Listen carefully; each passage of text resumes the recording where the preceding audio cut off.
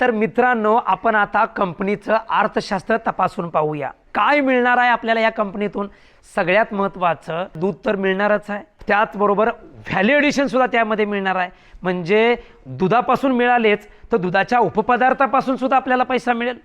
एवढंच नाही, गाई म्हशींच्या पोटाला येणाऱ्या सेक्सेल सिमेंटच्या ज्या का रेड्या पाड्या आहेत त्या सुद्धा ॲसेट म्हणून किंवा आपण एक स्थावर आपल्याला एक चांगली तयार होईल. पण महाराष्ट्राला गाई म्हशी विकू शकतो, तिथनं सुद्धा आपल्याला प्रॉफिट मिळेल. 4 नंबरला तुम्हाला सांगायचं, मिळालेल्या शेणखतापासून आपण बायोगॅस निर्मिती करून आजूबाजूला 10-15 घरामध्ये सुद्धा आपण बायोगॅस विकू शकतो. मिळालेल्या स्लरीपासून आपण गांडूळ प्रकल्प या ठिकाणी उभं करू शकतो. चारा जर जास्त प्रमाणात तयार झाला तरी सुद्धा त्याचं सायलेज बनवून सुद्धा आपण ह्या कंपनीच्या अंडर आपण हे चारा सुद्धा या ठिकाणी सायलेज तयार करून विकू शकतो.